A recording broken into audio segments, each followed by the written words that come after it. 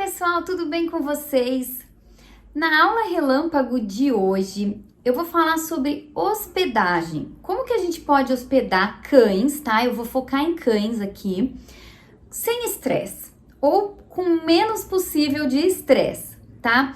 O que eu gosto de começar a nossa aula relâmpago já explicando para vocês? Muitas pessoas acreditam que hospedagem domiciliar de animais é algo muito simples de fazer. Eu tenho meu cachorro na minha casa, é só pegar mais um cachorro e pôr na minha casa e fazer a mesma coisa que eu faço com o meu cachorro, com o cachorro do meu cliente. E esse é um erro clássico. Aliás, esse é um erro clássico de várias coisas relacionadas ao pet sitter. As pessoas tendem a achar que o serviço de pet sitter é algo muito simples de fazer, que não precisa de curso, que não precisa ter conhecimento, que o que eu faço com o meu pet, eu faço com o pet dos outros. E, gente, isso realmente é um grande erro, é um tiro no pé, podem dar muitos problemas, podem acontecer muitas coisas que você nem imagina. Só quem trabalhou mais de 10 anos com pet sitter como eu sabe dos riscos e do que pode acontecer quando a gente está falando de cuidados com animais, tá? E na hospedagem domiciliar ou hospedagem familiar, aí vai do jeito que vocês preferem chamar esse tipo de serviço, não é diferente, tá? Muitas pessoas têm essa ideia errada sobre esse tipo de serviço, tá? Então, o que eu vou falar para vocês de dicas para que vocês que estão aí prestes a hospedar animaizinhos no final do ano e tudo mais, o que vocês devem pensar, aonde vocês devem se preocupar mais, tá? São 10 dicas que eu vou dar aqui para vocês, aonde vocês devem se preocupar mais, o que vocês devem pensar com bastante cuidado, com bastante carinho, para que essa hospedagem seja menos estressante para você e também para os animais que você está indo hospedar, tá bom? Bom, a primeira coisa que eu vou deixar aqui de dica é com relação ao espaço. Você precisa saber qual é o seu espaço da sua casa, né? Para que você saiba quantos animais você pode hospedar. Muitas pessoas querem aproveitar o final do ano e querem sair hospedando muitos animais para ganhar aí um dinheirinho legal de final de ano, mas a casa não comporta aquele número de hóspedes. E quando eu falo a casa não comporta, não é o tamanho só da casa, mas é o quanto você realmente tem de espaço disponível para esses animais ficarem de forma tranquila e confortável ali, né? Então, se você mora num apartamento e você já tem animais, por exemplo, pode ser que você só consiga hospedar um animal, 2 animais, né?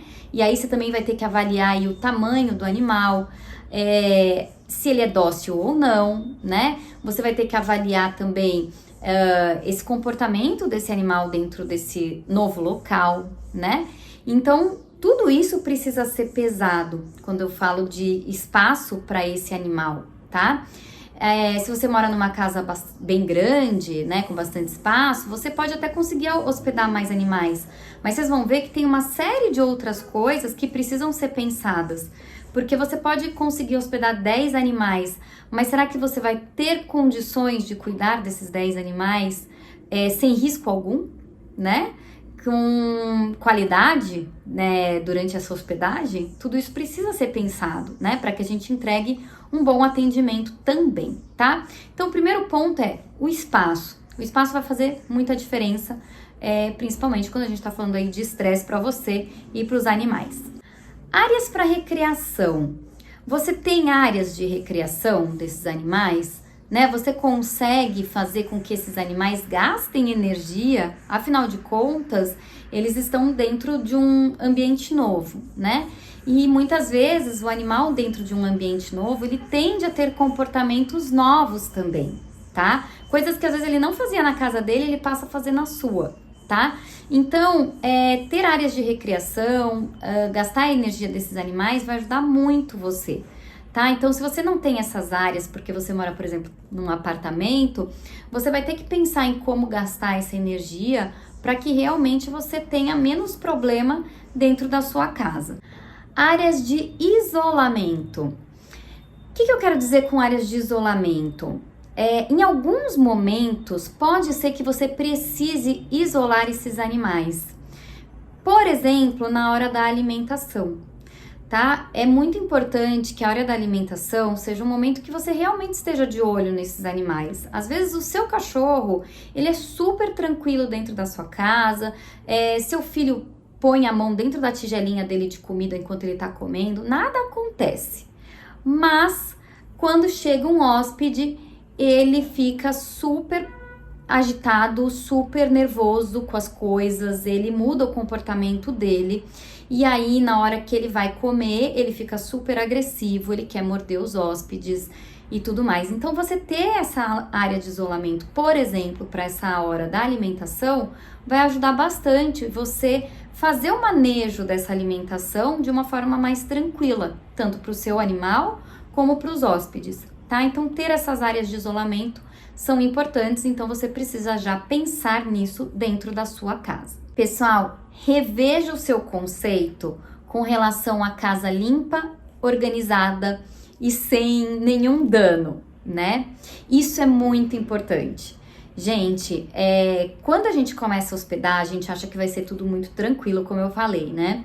E aí você começa a hospedar e você descobre que aquele cachorrinho que era muito bonzinho, ele começa a roer alguma coisa dentro da sua casa, ele faz um xixi de demarcação de território, ele começa a arranhar uma porta, ele começa a latir de uma forma muito exacerbada, de uma forma que atrapalha a vizinhança muitas vezes. Então tudo isso, gente, precisa ser pensado antes, precisa ser analisado antes, né? Então você precisa, por exemplo, ver se a sua vizinhança é muito tranquila nesse sentido de, por exemplo, um animal que vai ficar latindo o dia inteiro, né? Você precisa ver se sua casa, qual é o seu apego com a sua casa, a ponto de você falar, putz, se vier um hóspede que vai começar a estragar as minhas coisas, como que eu vou reagir a isso? Eu tô preparada ou preparado psicologicamente para isso? Eu tenho áreas dentro da minha casa em que eu posso pôr esses animais para que eles, né, de repente não destruam a minha casa, né? Então, tudo isso precisa ser pensado, porque não tem coisa mais desagradável, gente, do que você hospedar um animal, né? Começar uma hospedagem dentro da sua casa, o cliente tá viajando, né? Tá ali no momento dele de férias, por exemplo, e você tá ali desesperado com o animal dele, e aí você fica lá perturbando o cliente, porque você tá desesperado com o animal dele, né? Então, assim, é complicada essa situação, certo? Então, tudo isso precisa ser muito bem pensado antes mesmo dessa hospedagem acontecer. Respeitar os limites da sua residência. O que eu quero dizer com isso? É que às vezes você vai falar pra mim assim, Andressa, eu não quero, por exemplo, que os animais entrem dentro do quarto do meu filho. Porque o quarto do meu filho tem brinquedos, eu não quero os animais pegando os brinquedos, não sei, né? Algum motivo aí seu pra isso. Então respeita isso, né? Mantenha a porta ali fechada, coloca um portãozinho, alguma coisa para que você de repente fale, não, ali eu não quero que os animais fiquem, né? E você vai ficar mais tranquilo com isso, né? Você vai ficar mais tranquilo se essa é uma área que você se importa muito da sua casa e você não quer que o animal entre nessa área, você respeitar esse limite é muito importante, né? Para que você também fique muito tranquilo. Por exemplo, conheci muitos pet sitters que falavam para mim, Andressa, eu deixo os animais dormirem comigo na cama durante a hospedagem. Eles dormem na minha cama, sobem na minha cama, eu coloco a caminha deles do meu lado ali na cama. E é assim que eu fico durante a hospedagem, eles o tempo todo ali junto comigo. É legal, isso é uma coisa que para você é tranquila, ótimo, né? E você pode inclusive comentar isso com o tutor, né? Olha, os animais dormem na minha cama, né? Porém, tem pet sitters que acham isso ruim, que não conseguem fazer isso, que não dormem nem com seus próprios pets na cama, então não vão deixar o hóspede dormir na cama, né? Então, assim, esses respeitos desses limites são muito importantes que sejam feitos para que a hospedagem seja algo boa, positiva para você e também para o animal, né? E isso tem que estar muito claro também para o tutor, para que ele também não fique criando essa expectativa, né? De repente ele está acostumado com que o animal durma na cama dele e ele quer que isso continue sendo feito. Então, se houver esse diálogo, tudo fica muito mais tranquilo, tá? Então, é muito importante esse tópico. Peçam, pessoal, que todo mundo que está na casa entre nas novas normas dos hóspedes. Olha, isso é impressionante. Como eu pegava casos de pet sitters que faziam tudo diferente. Então era aquela coisa assim, na minha casa é uma liberdade, os meus animais, eles vão pra lá, vão pra cá, eles comem o que eles querem, eles sobem aonde eles querem, eles fazem o que eles querem, né? E aí chegava o hóspede e a pessoa trazia essa mesma rotina para esses hóspedes. Só que nem sempre os hóspedes se adaptam tão bem a essa rotina, né? E acabavam acontecendo coisas às vezes bem perigosas com esses animais, tá? Então, o que eu quero deixar muito claro para vocês é que respeitar essas normas dos hóspedes é muito importante e as pessoas de dentro da casa precisam respeitar também. E uma das coisas que é mais difícil de fazer é que você precisa ter cuidado com cada um deles. Então, o que eu deixo de conselho? Crie essa norma como uma norma meio padrão, tá? Para que você coloque essa norma para todos os animais que chegarem na sua casa, tá? Porque se você coloca uma norma para um animal, uma norma para outro, uma norma para outro, você vai ficar perdido, você já não vai mais saber o que cada animal tem aí de limites, o que eles podem fazer, o que eles não podem fazer e tudo mais. Agora, quando você cria uma norma padrão dentro da sua casa para os hóspedes, você entra num formato mais fácil para que você trabalhe mesmo com esses animais. Então, vou dar um exemplo para ficar um pouco mais fácil. Se todos os animais podem subir no sofá da sua casa, então todos os animais podem subir no sofá. Pronto, isso é uma norma dentro da sua casa. Você não vai deixar um subir, o outro não, esse pode, aquele não pode. Não, todo mundo pode subir no sofá da minha casa, tá? Então, tentem pensar nessas normas certinho para que você realmente trabalhe isso em conjunto para que todos os hóspedes entrem nessas regrinhas também e para que as pessoas da sua casa também entrem nessas regrinhas. Muito cuidado com as fugas, tá? Eu já vi pessoas hospedarem e animais fugirem das suas casas, tá? E isso é muito sério mesmo, tá? Uma fuga pode ser uma fuga onde você encontre o animal bem e tudo dê certo, mas você pode não encontrar esse animal, né? Então, muito cuidado com janelas, com portões, com muros, com abrir e fechar portas, né? Porque realmente muitos animais ficam desesperados quando estão num novo ambiente e aí eles ficam buscando realmente rotas de fuga e nessas horas eles podem tentar escapar, tá? Então, muito cuidado também com isso. Não deixem os pets sozinhos por longas horas dentro da sua casa. Isso porque esses animais, como eles estão num ambiente novo, eles podem fazer coisas nesse ambiente que você nem imagina, tá? Então, ele pode se machucar, ele pode brigar com outro animal, ele pode estragar alguma coisa da sua casa, ele pode realmente fazer coisas que você nem imagina. Então, precisa ter gente supervisionando esses hóspedes. Se você não tem ninguém para supervisionar esses hóspedes, lembre-se sempre de ir e voltar para sua casa, né? Então, se você é pet sitter que também atende fora, você tem que ter esse cuidado de ir e voltar para sua casa para sempre estar de olho no que os hóspedes estão fazendo. Gente, uma outra coisa muito importante é que o que é a hospedagem domiciliar ou hospedagem familiar? O que ela tem de diferente de um hotel? Uma série de coisas, tá? No curso eu falo bastante sobre isso. Mas uma das diferenças que elas têm é que a hospedagem domiciliar ou hospedagem familiar, o animal está próximo da família, próximo de alguém, né? Ele está num ambiente familiar, ele não está num hotel, né? Então, se você está dando essa proposta de uma hospedagem domiciliar, de uma hospedagem familiar, você está tentando dizer para o tutor que esse animal vai estar realmente num ambiente mais acolhedor, vamos dizer assim. E se você começa a deixar esse animal preso dentro de um quartinho, lá no fundo do seu quintal e tudo mais, caiu por terra essa proposta de hospedagem domiciliar, de hospedagem familiar, certo? Aí é muito mais interessante que esse animal fique num hotel, tá?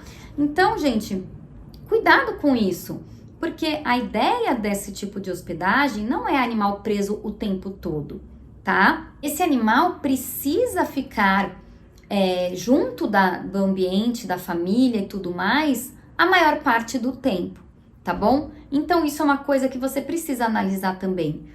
Eu vejo muita gente que faz hospedagem domiciliar e que mantém o animal preso o tempo todo num quartinho, no fundo do quintal e tudo mais. E assim, se eu fosse o tutor, eu não ia gostar e eu ia buscar outro local, ou outro serviço de pet sitter, ou outro local que fizesse hospedagem, porque não é essa a minha intenção na hora que eu vou buscar esse tipo de hospedagem. E o último tópico aqui é cuidado com a sua casa. Você tem que redobrar a segurança da sua casa, tá? Então, eu falei de fugas, mas a casa, ela vai ter várias coisas que você precisa ter cuidado. Por exemplo, aconteceu há um tempo atrás um caso de um animalzinho, de uma artista, que ficou hospedado com uma pet sitter numa casa, e esse animalzinho caiu na piscina, não conseguiu sair da piscina e acabou morrendo afogado, tá? Ela colocou isso nas mídias e tudo mais, né? Aconteceram uns rolos antes disso vir à tona, mas isso aconteceu, né? E a gente precisa ter muito cuidado com a nossa casa, tá? O que é normal para os seus animais não é normal para os hóspedes. Então a gente precisa ter um olhar redobrado da segurança de tudo da nossa casa para que esse momento de hospedagem seja algo muito mais positivo, muito mais gostoso para o animal que está sendo hospedado e que o cliente volte, fique feliz, agradeça a você pelo seu atendimento e tudo mais, do que algo que ele volte desesperado da viagem dele, ele volte e não tenha o animal dele mais, né? E aí tudo aquilo que você deu de serviço, de proposta, que você vendeu, né? Caiu por terra, certo? Então, tomem muito cuidado. Eu sei que tá chegando o final do ano, o pessoal fica enlouquecido para sair hospedando, mas olhem tudo isso com muita cautela, com muito carinho, para que vocês realmente façam o melhor para os clientes de vocês, tá bom? Espero que vocês tenham gostado da nossa aula relâmpago de hoje. Lembrando que a gente tem essas aulas relâmpagos aqui no Instagram e elas acontecem das 17 às 18 horas e depois elas saem do ar e ficam disponíveis apenas para os nossos alunos do curso profissionalizante. Se você ainda não se inscreveu, aproveite, porque já estamos abrindo aí as novas inscrições e você pode aproveitar. Basta você clicar no link que tá aqui na bio do Instagram e se inscrever, tá bom? Obrigada, pessoal. Até a próxima aula relâmpago. Um grande beijo e tchau, tchau.